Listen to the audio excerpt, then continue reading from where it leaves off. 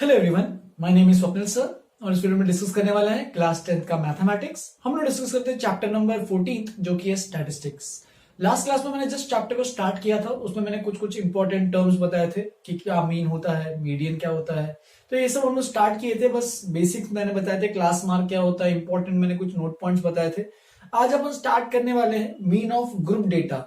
Last class में मैंने mean of ungroup data बताया था कि जब हमारे पास डेटा जो है वो अनग्रुप्ड है, हमारे पास एग्जैक्टली अच्छे फॉर्म में नहीं है, जिसमें डेटा ऐसे इंटरवल्स के मतलब यहाँ पे जो क्लासेस हैं वैसे इंटरवल्स के फॉर्म में नहीं दिए हैं, तो ऐसे चीजों को बोलते हैं अनग्रुप डेटा। और उस डेटा का हमने मीन निकाला था।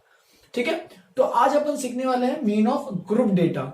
तो ग्रुप डेटा का मीन मतलब, ग्रुप डेटा मतलब जिसमें इंटरवल्स में ऐसे आ रहा है, देख सकते हो ऐसा कुछ। अगर कोई एग्जांपल है जिसमें ये कंटिन्यूअस टाइप का डिस्ट्रीब्यूशन है, ठीक है, कंटिन्यूअस ग्रुप डेटा है, क्योंकि देखो 25 यहां से 25 से बिगिन हो रहा है, 40 यहां से 40 से स्टार्ट हो रहा है, तो ये कंटिन्यूअस ग्रुप डेटा है। और ऐसे टाइप के डेटा का तुम्हें मीन निकालना है। तो यूजुअली ग्रुप डेटा का जब मीन निकालते हैं हम लोग 3 मेथड से करते हैं। एक तो होता है डायरेक्ट मेथड, नाम में ये देखो डायरेक्टली हम लोग मीन निकालना चालू करते हैं उसमें। फिर एक होता है अज्यूम मीन मेथड, जिसमें हम लोग कुछ मीन अज्यूम करके हम लोग निकालेंगे, बताऊंगा उसको आगे। और एक होता है स्टेप डेविएशन मेथड, जैसे कि सिलेबस में यहाँ हटाया गया है, लेकिन मैं उसको तो भी मैं कुछ एक दो एग्जांपल्स उस पर भी बताऊंगा, ताकि तुम्हें वो भी आना चाहिए अच्छे से। ठीक है, तो देखो स्टार्ट करते हैं विद डायरेक्ट मेथड। तो डायरेक्ट मेथड मैंने यहाँ पे 3 स्टेप का फॉर्मूला लिखा है, तुम्हें यहाँ पे बस हर क्लास इंटरवल का, देखो दिक्कत क्या है अभी ग्रुप डेटा में यहाँ पे क्लास इंटरवल्स है, तो हम लोग ये जो 2 स्टूडेंट्स है 10 to 25 में, हम लोग किसे मानेंगे कि 10 to 20 दो जो स्टूडेंट्स हैं उनके मार्क्स कितने आए हैं। तो जब तक हमें उनके मार्क्स एक्जैक्टली पता नहीं होगा तब तक कुछ नहीं कर सकते। इसलिए मैंने एक याद होगा तो मैंने क्लास मार्क करके एक नोट में एक पॉइंट लिखा था। क्लास मार्क क्या होता है कि इनका मिड पॉइंट, ये हर एक क्लास इंटरवल में एक मिड पॉइंट आएगा, और वो मिड पॉइंट को हम लोग मान लेंगे कि वो एक रिप्रेजेंटेटिव है, कि वो पूरे क्लास को रिप्रेजेंट कर रहा है। जैसे कि अगर 10 और 25 का मिड पॉइंट निकालोगे 35/2 विच इज 17.5, तो 17.5 जो है इस इंटरवल का रिप्रेजेंटेटिव है। तो हम लोग अज्यूम करेंगे कि ये जो 2 स्टूडेंट्स है उनके मार्क्स 17.5 है। ठीक है, ये अजम्पशन पे खेल चल रहा है। तो हम लोग क्या करेंगे, ऐसे ही हर क्लास इंटरवल का क्लास मार्क निकालेंगे पहले स्टेप में। फिर उसके बाद और उसको बोल देंगे ऑफकोर्स xi, उसको नाम दे देना xi। अब ये जो xi आ रहे हैं, हर एक के लिए जो xi आएगा उसके करस्पॉन्डिंग जो fi है, जो फ्रीक्वेंसीज है, उनको आपस में मल्टीप्लाई करो xi और fi। जैसे कि x1 f1 x2 f2, तो आपस में सब मल्टीप्लाई करोगे और उसके बाद उन सब यहाँ पे जो प्रोडक्ट आएगा fi xi, उन सब का समेशन लोगे। ठीक है, समेशन में मतलब कि सब चीजों का एडिशन करोगे जो भी आ रहे हैं। ठीक है, यहाँ पे यूजुअली मैंने लिखा नहीं है, i इज इक्वल टू 1 से लेके n है, n जितने भी नंबर ऑफ टर्म्स है। सिमिलरली नीचे भी टोटल नंबर ऑफ टर्म्स कितने रहते हैं, तो यहाँ पे ये जो फ्रीक्वेंसी है उनको ऐड करोगे, और फिर ये चीज अपॉन ये चीज करोगे तो तुम्हें अपना मीन मिल जाएगा। तो चलो एग्जांपल से स्टार्ट करते हैं। द मार्क्स ऑफ 30 स्टूडेंट्स, यहाँ पे दिया है कि 30 स्टूडेंट्स हैं of class 10th of a certain school in a mathematics paper consisting of 100 marks, ठीक है, आर प्रेजेंटेड बिलो। तो यहाँ पे डेटा गिवन है जिसमें मार्क्स के बेसिस पे स्टूडेंट्स को क्लासिफाई किया है कि 10 से 25 मार्क्स में 2 बच्चे हैं, 25 से 40 मार्क्स में 3 बच्चे हैं, ऐसे ये सब में ऐसे क्लासिफाई किया गया है। अब इसमें मुझे क्या निकालना है, find the mean of the marks obtained by the students, by these students. तो देखो बहुत सिंपल सा स्टेप है। सबसे पहला तुम्हें अच्छे से प्रॉपर वे से एक टेबल बनाना है। सबसे पहले बनाओ क्लास इंटरवल, ठीक है, तो इसको लिख दो क्लास इंटरवल को 10 to 25 जो भी है, बस वर्टिकल टेबल बनाओ। 25 to कितना है 40, 40 to 55, 55 to 70, 70 to 85 और 85 to 100। ठीक है, यहां पे देख सकते हो यहाँ पे 0 से 10 में कोई वो नहीं है, तो हम लोग ने उसको लिया ही नहीं है, इस केस में क्वेश्चन में दिया ही नहीं है। देख सकते हो सबका क्लास विड्थ यानी सबका लेंथ जो है वो एग्जैक्टली इक्वल है, 15 का है। ठीक है, और ये तो हो गया क्लास इंटरवल। फिर उसके बाद इसका fi भी लिखोगे, ठीक है, फ्रीक्वेंसी या फिर नंबर ऑफ स्टूडेंट्स लिखो, जो भी है नंबर ऑफ स्टूडेंट्स, जो कि अपना है fi। ठीक है, तो ये हो गया फ्रीक्वेंसी। तो सबके नंबर ऑफ स्टूडेंट्स अच्छे से प्रॉपर वे से लिखो, 2 3 7 6 6। तो इस तरीके से हमारा हो गया नंबर ऑफ स्टूडेंट्स। ठीक है, फिर उसके बाद तुम्हें निकालना है क्लास मार्क। क्लास मार्क तुम्हारा क्या है, वो है xi। और क्लास मार्क कैसे निकालते हैं, तो lower limit plus upper limit by 2, ये मैंने लास्ट क्लास में फॉर्मूला बताया था। तो 10 plus 25/2 which is equal to 35/2, और अगर 35/2 को कैलकुलेट करोगे तो वो आएगा 17.5। फिर अगला 25 plus 40/2 which is equal to कितना आएगा यहाँ पे 65/2, तो 2 3 2 2 32.5 आएगा, चेक कर लेना एक बार। फिर ये 40 प्लस 55/2, ऐसे सबका क्लास मार्क निकालते जाओ, तो ये आएगा 95/2, और 95/2 अगर कैलकुलेट करोगे तो 2 4 2 7 47.5, ठीक है। फिर इसका 55 प्लस 70/2, इसका भी निकालो क्लास मार्क, तो 135 आ रहा है, तो 2 6 ठीक है, और क्या बनेगा 125 आ रहा है, 2 6 12, और 2 2 62.5। फिर उसके बाद 70 प्लस 85/2, इसका भी निकालो, तो ये बन जाएगा 155, तो ये बन जाएगा 77.5। चेक करते जाना ऐसी ये सब चीजें, ठीक है, अच्छे से लिख लो इसको 77.5। फिर 85 प्लस 100/2 185/2, 185/2 मतलब कितना हो जाएगा 2 9 ठीक है, 9 18, और 2 2 तो 92.5। तो इस तरीके से हमने सबके क्लास मार्क निकाल लिए हैं। अब नेक्स्ट स्टेप क्या रहेगा, तुम्हारा नेक्स्ट स्टेप रहेगा कि जैसे कि मैंने बताया multiply xi by the corresponding fi। तो यहाँ पे टेबल में एक और चीज डाल दो fi xi, तो इसको प्रॉपर वे से तुम्हें मल्टीप्लाई करना पड़ेगा, ठीक है। अब कैसे मल्टीप्लाई करोगे देखते जाओ, fi xi, तो देखो fi 2 है, xi 17.5 है, तो 5 2 10, ठीक है। यहाँ पे तुम चीज तो लिख सकते हो, लेकिन नहीं भी लिखोगे तो चलेगा, डायरेक्टली भी लिखोगे तो भी कोई दिक्कत नहीं है। तो ये बन जाएगा कितना, वैसे तो 35 भी बन जाएगा, देख लो एक बार 35 आ रहा है क्या, ठीक है। तो ये बन जाएगा 35, फिर ये निकालो 3 इंटू 32.5, जो भी यहाँ पे एफ है उसको करस्पॉन्डिंग उसके एक्सआई से मल्टीप्लाई करो, तो ये बन जाएगा कितना 5 3 15, 3 2 6 7, और 3 3 9, 97.5। चेक करते जाना। फिर 7 इंटू 47.5, ठीक है, 7 5 35, 7 7 49, और 3 विच इज 52, और 5 7 4 28, 28 और 5 33, 332.5। फिर ऐसे नेक्स्ट 6 इंटू 62.5, तो कितना आ जाएगा 6 5 30, तो 3 कैरी ओवर, 6 2 12, और 3 15, ठीक है। लास्ट में तो पॉइंट के बाद 0 आ गया है। 6 6 36, और 1 नहीं सॉरी, वापिस से देखो 6 5 30, 3 कैरी ओवर, ठीक है। 6 2 12, और 3 15, बिल्कुल सही है, 6 36 37, तो 375 बन रहा है। नेक्स्ट 6 इंटू 77.5, तो ये बन जाएगा 6 5 30, 3 कैरी ओवर, 6 7 6 42, 45 बनेगा, 4 कैरी ओवर, 7 6 42, और 4 46, 465। फिर फाइनली लास्ट 6 इंटू 92.5, तो 6 से मल्टीप्लाई करो, 6 5 30, 3 कैरी ओवर, 6 2 12, और 3 15, 1 कैरी ओवर, ठीक है। 6 9 54, और 1 55। तो इस तरीके से हमारे पास आ जाएगा सब fi xi। तो अब क्या करना है, तुम्हें निकालना है दो चीजों का सम। तो यहाँ पे fi के नीचे देखो x बार क्या होता है, summation fi xi upon summation fi।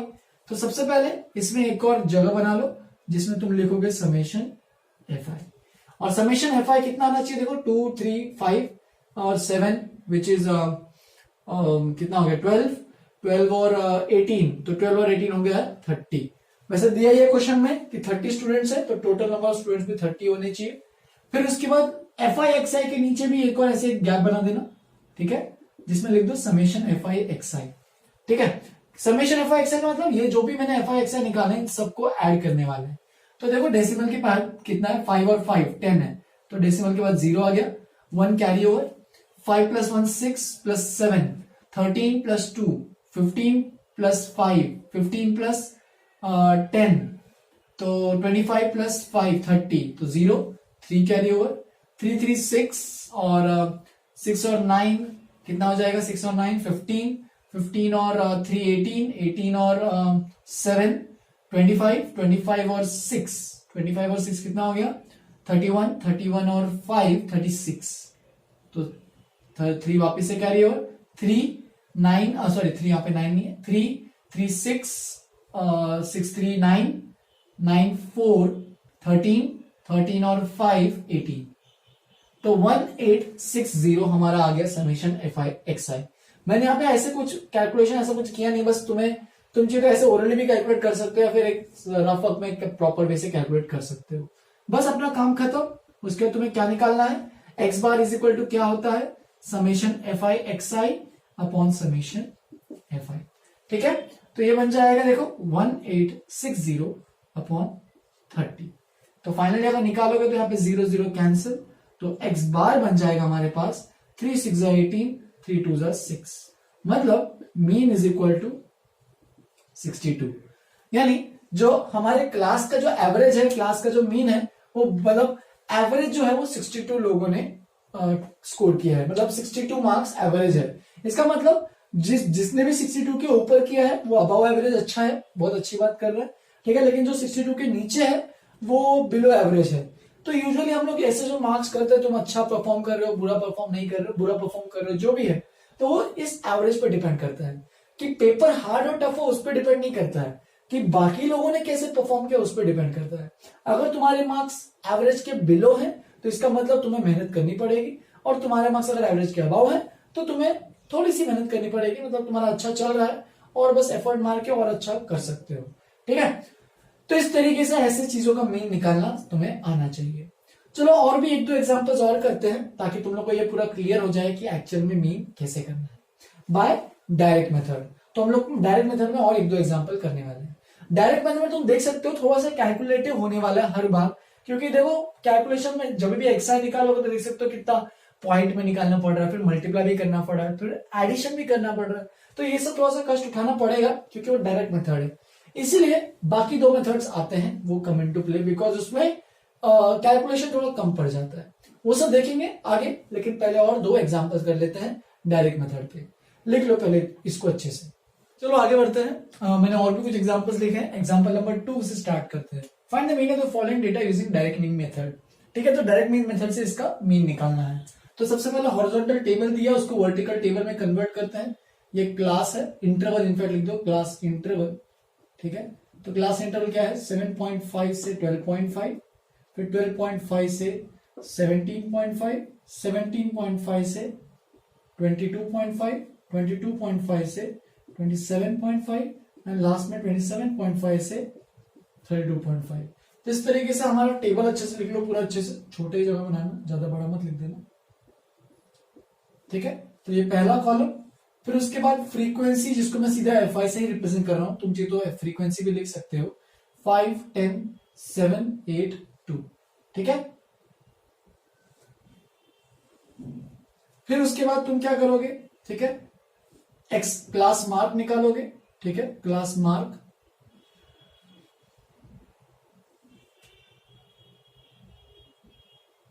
Class mark जिसको हम लोग बोलेंगे एक्स आई। कैसे निकालोगे, lower limit plus upper limit by 2।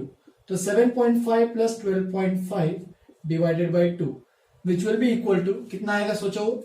तो ये आएगा हमारे पास 0.5 हो गया, 12 7 हो गया 19 और 20, तो 20/10, 20/2 10।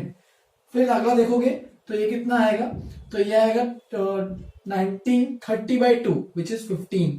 मैं डायरेक्ट लिख रहा हूं, तुम लोग भी लिख सकते हो डायरेक्टली अगर तुम्हें समझ में आ गया है तो। ये आएगा 20, ये आएगा 25 और ये आएगा 30। बस इनकी मिड पॉइंट वैल्यू चेक करनी है, सब निकाल के तुम देख सकते हो चाहिए तो। ठीक है, फिर उसके बाद क्या करना होता है, एफ आई को एक्स आई से मल्टीप्लाई करना होता है। ये अपना अगर एफ आई है, ठीक है, तो ये X I, F I x I को मल्टीप्लाई करो। तो 5 into 10 मैं डायरेक्ट लिख रहा हूं, 5 10 50, 10 into 15 150, 7 into 20 140, 8 into 25, तो 25 4 जा 100 होता है, तो 25 8 जा 200 हो जाएगा, और 2 into 30 विच इज 60। बस अब इसके नीचे एक एक्स्ट्रा कॉलम ऐड कर देना, और इसके नीचे भी एक्स्ट्रा कॉलम नहीं रो ऐड कर देना। यहां पे लिखना समेशन एफ आई, यहां पे लिखना समेशन एफ आई एक्स आई। बस निकालो भी कितना आ रहा है, 5 और 10 15 प्लस 7 22 प्लस 8 30 प्लस 2 32। तो समेशन एफ आई आ रहा है हमारे पास 32। वाइल इसका सम करेंगे तो कितना आएगा देखो, लास्ट में तो 0 ही आ रहा है। 5 और 5 10 और 10 20 0, 2 कैरी ओवर, 2 3 4 6, तो 600 और नीचे आ रहा है 32। देयरफॉर एक्स बार क्या होता है, summation F I x i upon summation F i. ठीक है, तो ये बन जाए कितना, देखो 600 बाय 32। तुम चाहिए तो 4 से जा रहा है मेरे ख्याल से, 4 8 जा 32 और 4 1 जा 4, 4 2 बचे, 4 5 जा 20 और 0। फिर उसके बाद और भी जा रहा है, देखो 4 से जाएगा क्या, 4 3 जा 12, नहीं तुम चाहिए तो 8 से भी डायरेक्टली डिवाइड कर सकते हो। चलो मैं पहले 2 से करता हूं, 2 और ये 7 जा 5 जा, तो 75 पे 4 आ रहा है। इसको अगर और सिंप्लीफाई करेंगे तो 4 1 जा 4 आएगा, 4 8 जा 32 आएगा, फिर कितना बचा, 3 बचा, 4 7 जा 28 और 4 5 जा 20। तो इसका मतलब मीन जो है इसका अगर मीन की वैल्यू कैलकुलेट करोगे तो वो है 18.75। तो 18.75 सबसे मिड वैल्यू है। देख सकते हो यहाँ पे जो 20 जो आ रही थी सबसे मिड वैल्यू थी इसकी, लेकिन एक्चुअल में 20 नहीं है, क्योंकि ज्यादा फ्रीक्वेंसी देखो किस पे है, 10 पे ज्यादा फ्रीक्वेंसी है। तो थोड़ा सा 20 से थोड़ा सा कम रहेगा, क्योंकि ऊपर शिफ्ट हो जाएगा। क्यों, क्योंकि ज्यादा फ्रीक्वेंसी सबसे ज्यादा किस पे, देखो 10 पे है। तो इसका मतलब इस जो 20 जो मीडियम बीच में वैल्यू जो थी सबके, उससे थोड़ा सा ऊपर यानी 18.75 की तरफ मीन हो जाएगा। ठीक है, तो ये मीन हो गया 18.75। ये बस मैंने जो बताया वो बस एक्सप्लेनेशन के लिए था कि ऐसा क्यों होगा। नेक्स्ट, अब कई बार क्या होगा, अच्छा नेक्स्ट एग्जांपल से स्टार्ट करने से पहले एक और चीज बता दूं। कई बार क्या होगा, तुम्हारे पास यहाँ पे देखो हर बार मैंने जो एग्जांपल्स दिए वो कंटिन्यूअस के लिए है। 12.5 यहाँ पे भी 12.5, 17.5 यहाँ पे भी 17.5। अगर तुम्हारे पास कंटिन्यूअस नहीं होता है, जैसे कि डिसकंटिन्यूअस ग्रुप डेटा आता है, जैसे कि यहाँ पे 12.5 है, सपोज यहाँ पे 13.5 रहता है, तो उस केस में टेंशन मत लो, सेम प्रोसीजर से जाना, क्लास मार्क निकालना, lower limit plus upper limit by 2, कोई दिक्कत नहीं होगी उसमें भी। ठीक है, और उसी से अपना एक्स आ जाएगा, और एफ आई तो है ही, एफ आई और एक्स आई को मल्टीप्लाई करो, summation F I x i upon summation F I. तो इससे क्या होगा, हर बार मीन निकालना। तो चाहे वो कंटिन्यूस हो चाहे वो डिसकंटिन्यूस हो, प्रोसीजर डायरेक्ट मेथड के लिए एग्जैक्टली सेम है। आगे बढ़ते हैं। अब देखो इस क्वेश्चन में क्या है, अलग है थोड़ा सा। इसमें यहाँ पे मीन दिया है देखो क्वेश्चन में, और यहाँ पे पी जो है, ये जो अननोन है पी, उसे फाइंड आउट करना है। तो वापस ये टेबल बनाते हैं, क्लास इंटरवल तो है 0 से 20, 20 से 40, 40 से 60, 60 से 80 और 80 से 100। सबसे पहले टेबल बना लो अच्छे से प्रॉपर वे से। फिर उसके बाद यहाँ पे फ्रीक्वेंसी भी लिख दो, उसकी फ्रीक्वेंसी क्या है 7 P 10 9 13। ठीक है, फिर उसके बाद क्या करना है, क्लास मार्क निकालना है। ठीक है, क्लास मार्क क्या होता है, तो होता है X I lower limit plus upper limit by 2, 0 और 20 का मिड पॉइंट मैं डायरेक्ट लिख दे रहा हूं 10, पता ही चलना चाहिए बीच में 10 ही आएगा। फिर यहाँ पे 30 आएगा, यहाँ पे 50 70 90। तुम देख सकते हो जब भी तुम क्लास मार्क निकालते हो ना, हर बार सेम टाइप ऑफ डिफरेंस आएगा। देखो यहाँ पे 10, देखो 5 ऐड किया, फिर और 5, फिर और 5, फिर और 5, यहाँ पे देखो 20 और 20 और 20 और 20। तो इस तरीके से यूजुअली क्लास मार्क का इस तरीके से फीचर होता है। ठीक है, एफ आई हो गया, एक्स आई हो गया, मल्टीप्लाई करो एफ आई और एक्स आई को दोनों को। ठीक है, तो क्या मिलेगा, देखो यहाँ पे आएगा 70, यहाँ पे आएगा 30 पी आएगा, देखो 30 इंटू पी, यहाँ पे आएगा 500, यहाँ पे आएगा 7 9 से 630 हो जाएगा ये, और 39 जा 9 3 27, तो 1170 1170। अब यहाँ पे तुम वापस से निकाल सकते हो summation F I x I. तो चलो ऐड करते हैं, इसको अलग ही रखना। ठीक है, तो 7 और 3 10, 10 और 7 70, तो ये बन जाएगा, देखो यहाँ पे थोड़ा सा मेरे को बड़ा कर लेता हूँ इस कॉलम को मैं, तो ये बन जाएगा 0 तो है ही लास्ट में, 17 आ रहा है, 1 कैरी ओवर। ठीक है, फिर उसके बाद 100 डिजिट पे 1 आ रहा है, 5 और 1 6 और 6 12 और 1 13, तो वापस से 1000 पे कैरी ओवर 1, और ये बन जाएगा 2370 प्लस 30 पी। तो इस तरीके से आ गया हमारे पास। सिमिलरली हमें समेशन एफ आई भी चाहिए, तो summation F i is equal to, देखो यहाँ पे कैलकुलेट करते हैं, 17 और 13 कितना हो जाएगा, तो 17 और 13 30 हो जाएगा।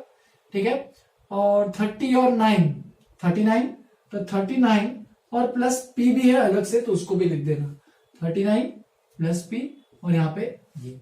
अब देखो हमारे पास मीन तो पता है, मीन कितना दिया है क्वेश्चन में, तो वो दिया है 54, तो यहाँ पे यूज करो अब उसका। तो यहाँ पे मीन है 54 is equal to summation F I x I है 2370, ऐसे टाइप का हमने कल भी क्वेश्चन किया था, तो सेम प्रोसीजर है, कुछ अलग नहीं है इसके अंदर। 39 प्लस पी, क्रॉस मल्टीप्लाई करते हैं। अब 54 इंटू 39 तुम्हें कैलकुलेशन करना पड़ेगा, तो अभी कैलकुलेट करते देखो ये 54 इंटू 39, तुम चाहिए तो 39 देखो, इसको अगर 39 से मल्टीप्लाई करने से अच्छा तुम इसको लिख सकते हो 54 इंटू 40 माइनस 1, ठीक है। थोड़ा सा जुगाड़ लगा रहा हूं, वैदिक मैथ्स, ठीक है। तो 54 इंटू 4 कर लो, कितना आ रहा है, 4 4 16, 5 4 20, 216, तो इन दोनों का प्रोडक्ट कितना आएगा, तो वो आएगा 2160। चेक कर लो एक बार वापस से, बिल्कुल सही है ना। तो 2160 माइनस 54 इंटू 1 54, तो ये बन जाएगा कितना 2106, तो इसका प्रोडक्ट आएगा 2106 plus 54p is equal to 2370 plus 30p।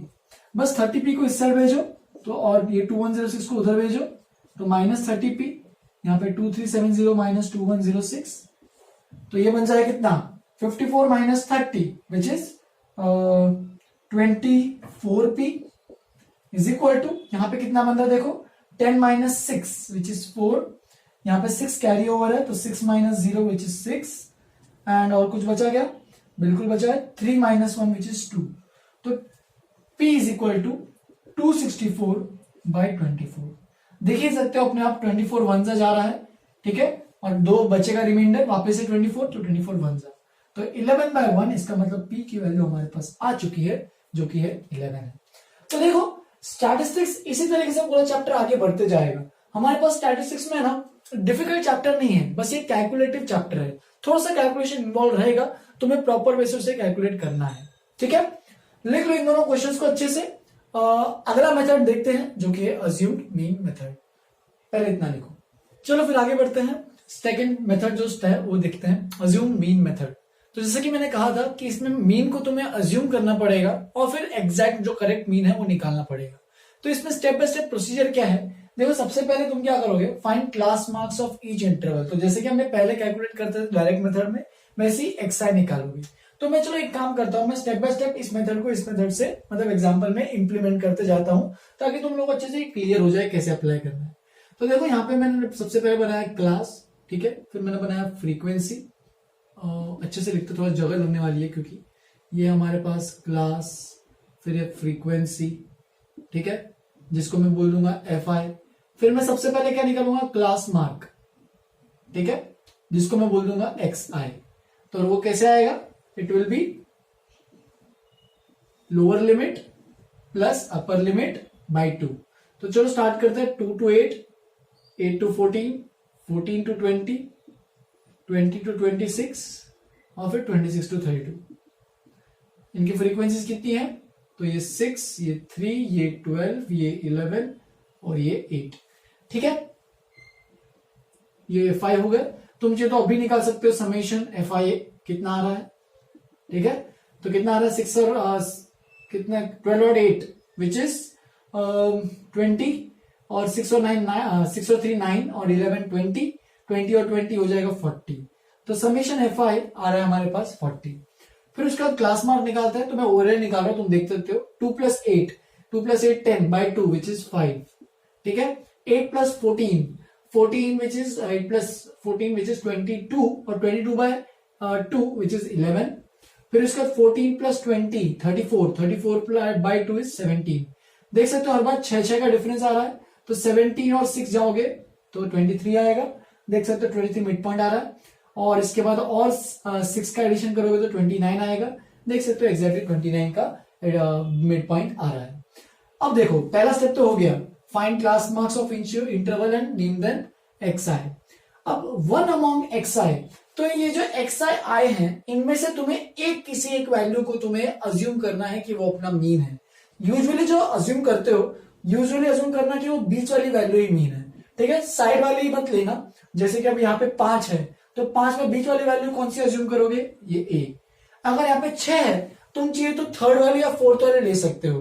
तो हमेशा यूजुअली बीच वाली ही मीन लेना, क्योंकि ऑफकोर्स जो मीन आएगा वो बीच में ही कहीं ना कहीं तो आने वाला है, ठीक है। तो यूजुअली इसी को मानो ये बीच वाली value which is the assume mean. जैसे कि इस केस में मैंने 17 को मान लिया है, यहाँ पे मैंने अज्यूम मीन को कैपिटल ए से बोला है, तो इसको तुम्हें अज्यूम करना है ए अपना जो मीन है वो अज्यूम मीन जो है वो 17 है। नेक्स्ट है find the difference D I. तो अब तुम्हें एक और टेबल बनाना है डिफरेंस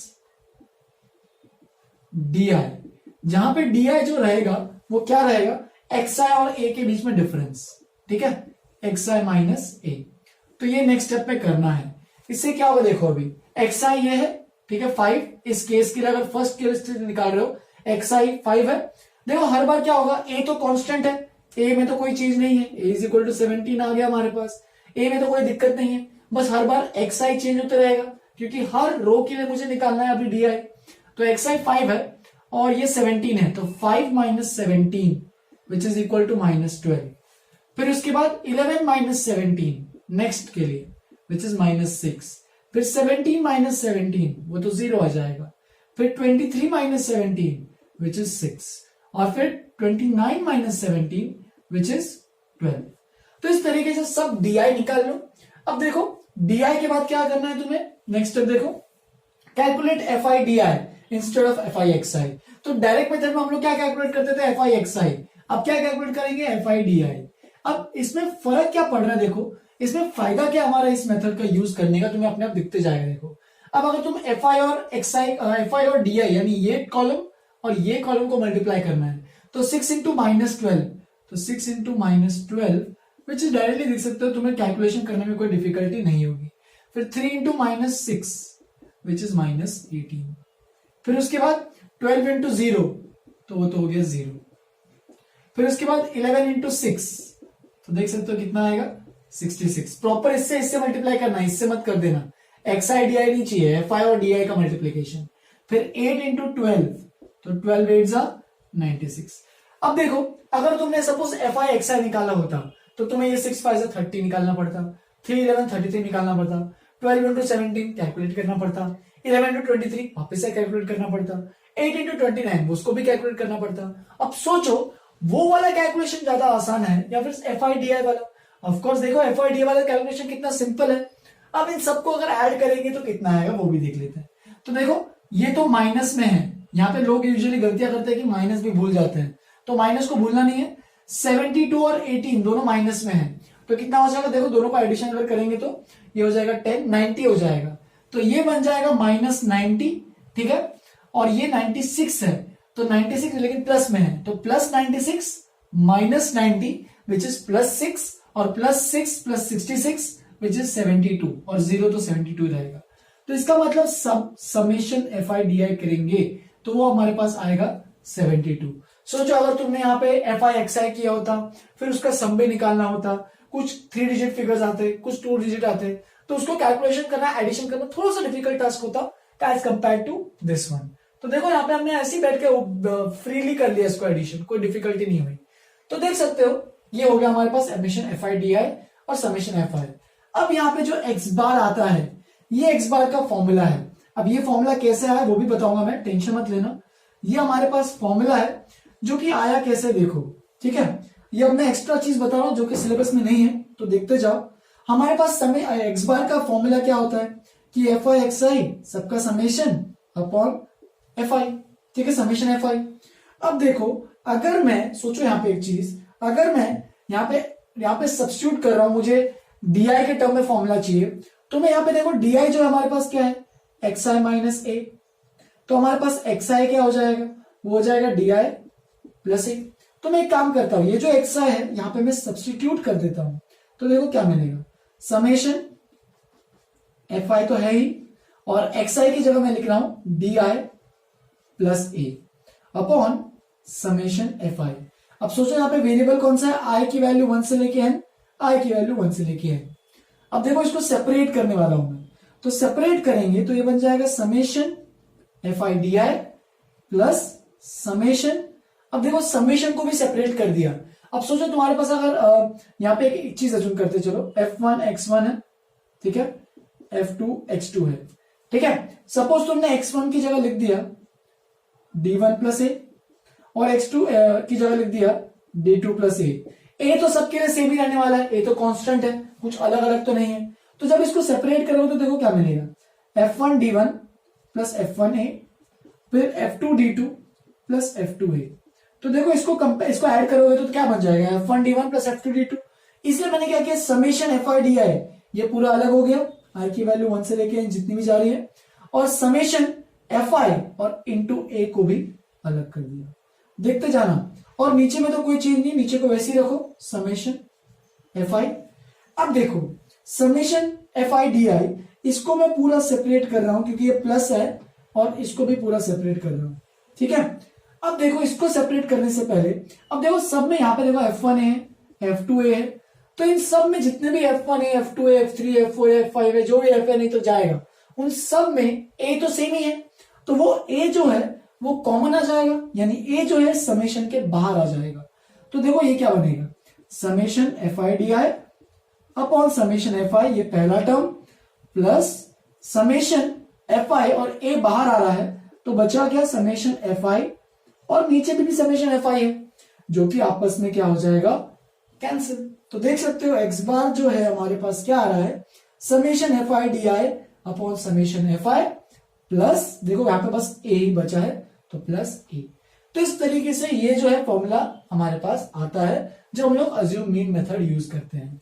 तो देखो यहां पे यूज करते हैं इस फॉर्मूले को, ये याद रखना है हमेशा आपसे, x bar is equal to A की वैल्यू क्या है, तो हमने अज्यूम किया था मीन वो है 17 प्लस समेशन FI DI कितना आया, तो वो है 72, और समेशन FI कितना है 4।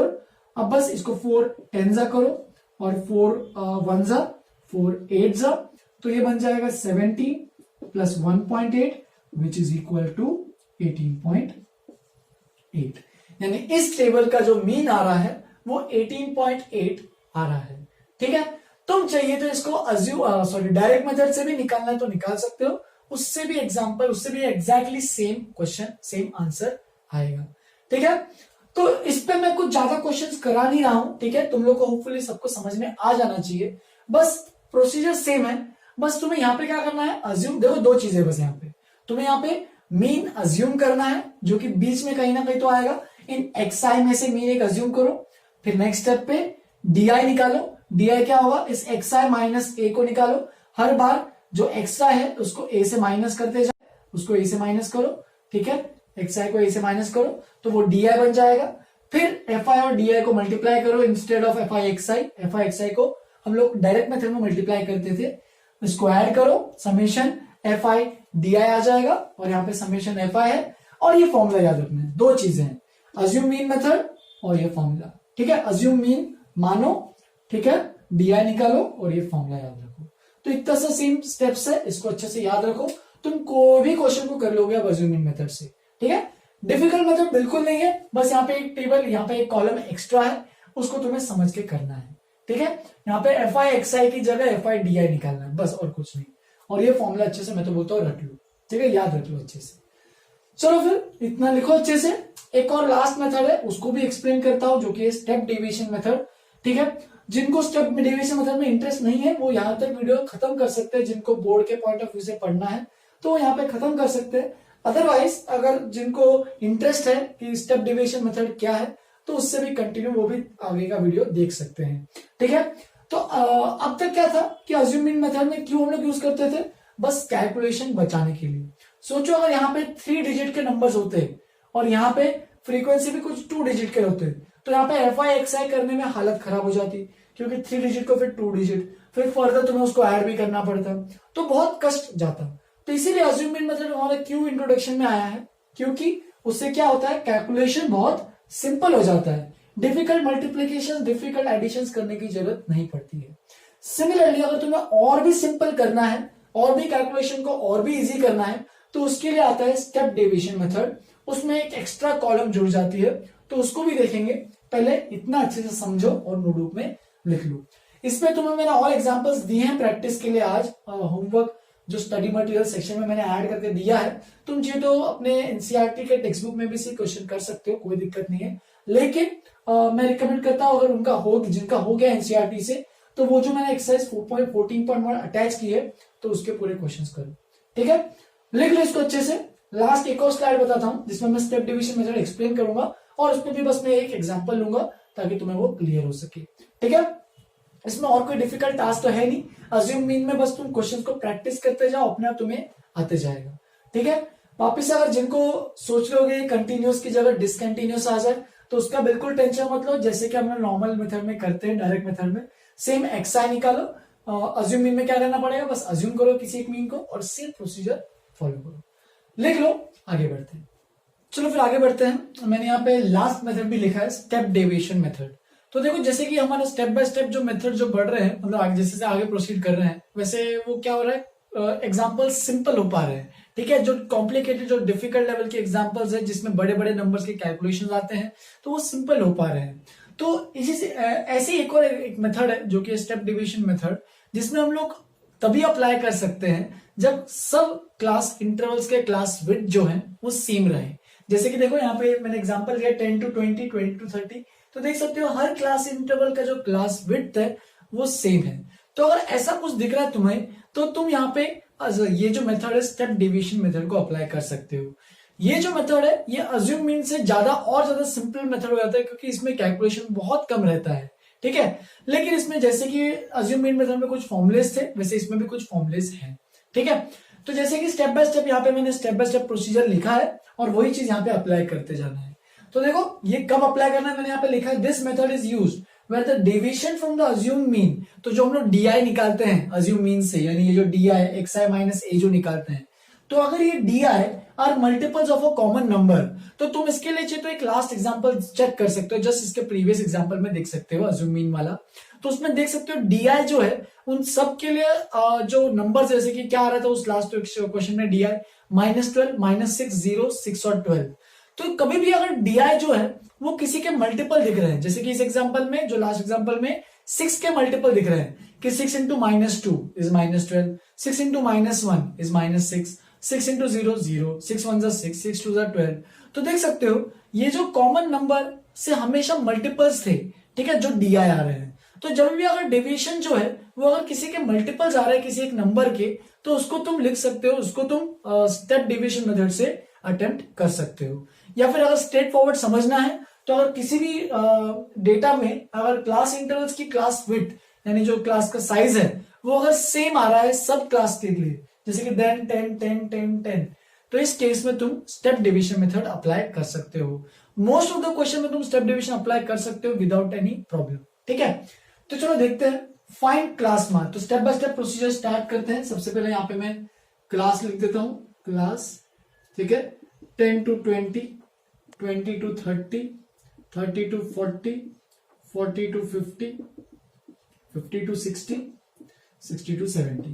तो सब क्लास कैसे क्लास लिख दो ऐसे प्रॉपर वे से। फिर उसके बाद उनके फ्रीक्वेंसीज भी लिख दो अच्छे से। ठीक है, फ्रीक्वेंसीज भी जो भी करस्पॉन्डिंग फ्रीक्वेंसीज है 4, 28, 15, 20, 17, 16, इन सबके करस्पॉन्डिंग फ्रीक्वेंसी लिख दो। तुम चाहिए तो यहाँ पे समेशन एफ आई निकाल सकते हो। ठीक है, समेशन एफ आई कितना आएगा देख सकते हो। 28 और 4 हो गया 32, 32 और कितना 32 और 15 तो 42 और 5 7 47 बन गया।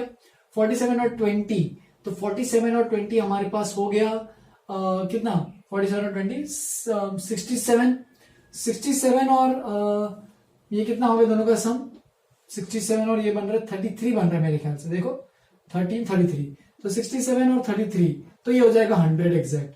तो इसका फ्रीक्वेंसी है सबका समेशन एफ आई जो है वो हमारे पास आ गया 100। क्लास मार्क निकालो एक्स आई। ठीक है, मैं यहाँ पे बस एक्स आई लिख रहा हूं तो समझ जाना, वहां पे लिख देना अच्छे से, जगह कम है इसलिए मैं बस एक्स आई लिख रहा हूं, तो वहां पे लिख देना प्रॉपर वे से क्लास मार्क। ठीक है, तो क्लास मार्क देखो 10 और 15 का 10 और 20 का कितना आएगा 15, ये आ जाएगा 25, ये आ जाएगा 35, 45, 55 एंड 65। तो इस तरीके से क्लास मार्क निकाल लिया, lower limit plus upper limit by 2 याद दिलाने के लिए वापस। फिर इसमें से तुम एक अज्यूम करो मीन, तो इसको चलो बीच वाले को अज्यूम करते हैं। तुम चाहिए तो 45 को भी ले सकते हो, मैं यहाँ पे 35 को अज्यूम करो। चलो इस केस में चलो 45 को लेके देखते हैं। तुम लोग चाहिए तो 35 लेके भी देखो, दोनों से आंसर एग्जैक्टली मैच होना चाहिए। मैच नहीं हो रहा मतलब तुमने कुछ कैलकुलेशन में गड़बड़ किया होगा। तो देखो मैं यहाँ पे 45 को अज्यूम करके चल रहा हूं, तुम चाहिए तो 35 को अज्यूम करके चलो, ठीक है। अब यहाँ पे देखो सबसे पहले तुम यहाँ पे DI निकाल सकते हो। देखो यहाँ पे यहां तक तो सेम प्रोसीजर रखो, तुम DI निकालो, या फिर अब देख सकते हो DI जो है हर बार देखो 15 माइनस 45, यहाँ पे बस मैं एक बताने के लिए निकाल लेता हूं, DI is equal to XI minus A। ऐसे भी कर सकते हो, एग्जाम में कोई डिफिकल्टी नहीं है, लेकिन एग्जाम में तो अभी पूछने नहीं वाला, तो टेंशन मत लो। तो DI is equal to XI minus A, 15 minus 45, तो which will be equal to minus 30, 25 minus 45 which is equal to minus 20, ये माइनस 10, ये 0, ये 10, ये 20। तो देख सकते हो ये जो सारे DIs है वो सब 10 के मल्टीपल्स हैं। देखो 30, 20, 10, 10, 20, तो सब 10 के मल्टीपल्स हैं। मतलब तुम इस क्वेश्चन में ये स्टेप डिवीजन मेथड को अप्लाई कर सकते हो, ठीक है। लेकिन जब भी तुम्हें स्टेप डिवीजन मेथड अप्लाई करना है तो तुम्हें ये DI जो कॉलम मैंने जो बनाया है उसको कई बार बनाने की जरूरत ही नहीं पड़ती है। तुम सीधा क्या कर सकते हो, सीधा यहाँ पे UI जो है देखो next, if the values of DI for each class is a multiple of H, तो देख सकते हो यहाँ पे H का मल्टीपल ऑफ H क्या है, तो यहाँ पे तुम्हें लेट करना पड़ेगा, लेट या फिर here H is equal to, यहाँ पे क्लास की साइज क्या है, वैसे क्लास की विड्थ 10 ही है देखो, तो यहाँ पे भी देखो ये 10 का ही मल्टीपल आ रहा है, राइट। तो देखो यहाँ पे मैंने लिखा है if the values of DI for each class is a multiple of H, तो देख सकते हो ये किसके मल्टीपल है, सब 10 के मल्टीपल है, तो इसका मतलब H हमारे पास है 10। और सिमिलरली तुम यहाँ पे भी देख सकते हो क्लास का विड्थ भी क्या है, 10 है सारे क्लास का विड्थ, तो H की वैल्यू तो हो गई 10, और यहाँ पे अज्यूम्ड मीन जो हमने माना है वो है 45, ठीक है। अब बस तुम्हें यहां से ये निकालना है UI is equal to DI by H निकालो, या फिर डायरेक्टली अगर तुम DI का टेबल नहीं निकाल रहे हो तुम इसको डायरेक्टली भी निकाल सकते हो, XI minus A by H, ठीक है। तो XI minus A by H निकालना है, तो XI हमारे पास है ये, माइनस A हमने माना है ये, यानी ये बन जाएगा DI। इस केस में मैंने DI निकाला है तो उसी को चलो स्टार्ट करते हैं, उसी को अज्यूम करके। तो देखो तुम्हें क्या करना है, माइनस 30 बाय H तो 10 है, तो ये जो भी मैंने DI के टर्म निकाला है इन सबको 10 से डिवाइड करना है, तो ये बन जाएगा माइनस 3, माइनस 2, माइनस 1, 0, 1, 2। तो देख सकते हो कितना इतना छोटे नंबर्स आ गए कि हमें कैलकुलेशन करने में बहुत आसानी होने वाली है। अब बस देखो तुम्हें क्या करना है, नेक्स्ट सेम प्रोसीजर, बस यहाँ पे भी फॉर्मूला यूज करना है FI/UI। यहाँ पे मैंने एक स्टेप लिखा नहीं है, तुम लोग लिख देना, find FI/UI। Next last column, जैसे कि हम लोग अज्यूम मीन में FI/DI निकालते थे, अब तुम्हें क्या निकालना है FI/UI, वो अपना लास्ट कॉलम है, इसको चाहिए तो बीच में लिख देते हैं अच्छे से, FI/UI, ठीक है। तो FI/UI निकालते हैं, तो देखो FI ये है और UI ये है, तो 4 into minus 3 which is directly लिख रहा हूं माइनस 12, 28 इंटू 2 56, तो ये minus 56, 15 into minus 1 which is minus 15, 20 into 0 which is 0, 17 1 17 और 16 2 32। तो इस तरह के देखो कितना आसानी से हम लोग सब कैलकुलेशन कर रहे हैं। एंड सिमिलरली समेशन FI/DI जैसे निकालते थे अज्यूम मीन में, यहाँ पे समेशन FI/UI निकालना है। तो देखो सबका सम करेंगे, तो जो भी प्लस उनको ऐड कर दो पहले, तो 17 और 32 ये हो जाएगा 49, तो प्लस 49 में है, और माइनस में क्या है जो लिखते हैं, तो इनफैक्ट ये माइनस में आंसर आने वाला है, टेंशन मत लेना, वैल्यू माइनस में आने दो, देखना अपने आप तुम्हें आंसर दिख जाएगा। 49 माइनस, अब ये कितना और देखो कौन सा लिया जाए, 56 और 15, तो ये बन जाएगा 71, 71 और 12, तो ये बन जाएगा 83। तो 49 माइनस 83 या फिर 83 माइनस 49 करो, कितना आ रहा है, तो ये बन जाएगा 13, तो 30 माइनस 9 4, 7, 7 माइनस 4 3, तो माइनस 34। तो इस तरीके से हमारे पास ये समेशन FI/UI आ गया है। अब तुम्हारे पास यहाँ पे फॉर्मूला प्रोवाइडेड है, उसका यूज करो, x bar is equal to a plus summation FI/UI upon summation FI into एक एक्स्ट्रा टर्म क्या है यहाँ पे h से मल्टीप्लाई करना है। देखो कई लोगों ने यहाँ पे अगर जिन्होंने भी अज्यूम मीन को 35 माना है, हो सकता है तुम्हारा समेशन FI/UI पॉजिटिव में है, तो जो भी है टेंशन मत लो, तुम्हारा FI/UI फिर अलग आएगा और मेरा समेशन FI/UI अलग आएगा, क्योंकि मैंने यहाँ पे अज्यूम मीन 45 लिया है, अगर तुमने 35 लिया होता तो यहाँ पे अलग आएगा, लेकिन इससे तुम्हारा फाइनल जो मीन है उससे कुछ फर्क नहीं पड़ने वाला है, ठीक है। जो फाइनल मीन है तो तुम्हारा और मेरा दोनों का सेम आना चाहिए, ये फॉर्मूला है। ये फॉर्मूला भी वैसे वापस से बता देता हूँ कहां से आया, तुम्हारे पास तो याद होगा ही कि समेशन अगर हम लोग अज्यूम मीन यूज करते थे तो उसमें क्या आता, A plus summation F I D I upon summation F I. लेकिन देखो डी आई क्या है, तो डी आई हमारे पास है यू आई इंटू एच, ठीक है। तो यहां पे लिख देना A plus summation F I U I H upon summation F I. तो देख सकते हो सबका सब में तो एच जो है वो तो सबके लिए सेम ही है, 10 ही है। तो यहाँ पे सब में एच तो सेम ही है, तो सब में से हर बार एच कॉमन आ जाएगा। तो तुम इसको लिख सकते हो summation F I U I, H को तुम बाहर लिख दो या फिर ऐसे लिख दो, पूरा ये पूरा टर्म बाहर ले लो, एच पूरा कॉमन आ जाएगा इंटू ऐसे एच लिखा है, देखो इस तरीके से। तो सेम वही फॉर्मूला है, कुछ फर्क नहीं पड़ रहा है, बस एच का एक्स्ट्रा चीज यहाँ पे आ गई है, ठीक है। इसलिए मैंने कहा यहाँ पे सबका क्लास साइज सेम होना चाहिए। अगर सबका क्लास साइज सेम नहीं होता तो सब में से यहाँ पे एच कॉमन नहीं आता। इसलिए स्टेप डिविजन मेथड तभी यूज कर सकते हैं जब सबका क्लास साइज सेम है। चलो फिर उसके बाद आगे बढ़ते हैं। X bar is equal to A क्या है हमारा, अज्यूम मीन वो है 45 plus summation F I U है तो वो है -34 अपॉन 100 इंटू यहाँ पे क्या है एच की वैल्यू 10। तो 0 और 0 कैंसिल, तो ये बन जाएगा 45 माइनस 3.4। तो ये बन जाएगा हमारे पास 5 माइनस 3.4 तो कितना आ जाएगा 1.6। चेक कर लो एक बार, 41.6। तो इस तरीके से हमारे पास मीन आ गया है 41.6। इसलिए यहाँ पे जब तुमने अगर अज्यूम मीन 35 माना होता, ठीक है, ए 35, तो यहाँ पे ये जो समीशन एफ आई हुआ है वो प्लस में आता, तो यहाँ पे एडिशन हो जाता 35 में कितना, तो एडिशन मेरे ख्याल से होता 6.6 का एडिशन होता। लेकिन यहाँ पे मैंने अज्यूमिंग 45 लिया है तो इसलिए यहाँ पे सब्ट्रैक्ट हो रहा है, तो अपने आप वो एडजस्ट कर लेता है मीन, ठीक है। तो मीन हो जाएगा हमारा 41.6। तो ये है मेथड स्टेप डिवीजन का, बट ये सिलेबस में नहीं है तुम्हारे इस करंट सिनेरियो की वजह से, तो इसलिए टेंशन मत लेना। तुम्हें अगर समझ में आ रहा है, वैसे समझ में आने चाहिए, कुछ डिफिकल्ट टास्क नहीं है इसके अंदर। तो इसके क्वेश्चन भी अगर तुम्हें अटेम्प्ट करना कर सकते हो, क्योंकि ये मेथड एनटीएससी में भी पूछ सकता है, ठीक है, जो एनटीएससी के लिए प्रिपेयर कर रहे हैं और जो फर्दर अगर 11-12 में भी मैथ्स लेना चाहते हैं उनको भी ये मेथड प्रॉपर वे से आना चाहिए, क्योंकि हेल्प ही होने वाला है आगे, और कुछ इससे कुछ मतलब घाटा नहीं होने वाला है, पढ़ोगे तो अच्छी बात, ठीक है। तो ये आज का लास्ट टॉपिक है स्टेप डिवीजन मेथड। ये 3 मेथड्स मैंने आज पूरे के पूरे कवर करा लिए हैं। अज्यूम मीन और स्टेप डिवीजन मैंने एग्जांपल्स कम लिए, एक एग्जांपल लिए दोनों के लिए, लेकिन उतने एग्जांपल्स भी काफी, अगर तुम्हें स्टेप जो मेथड्स है, जो स्टेप बाय स्टेप प्रोसीजर है वो अगर क्लियर हो गया होगा तो, ठीक है।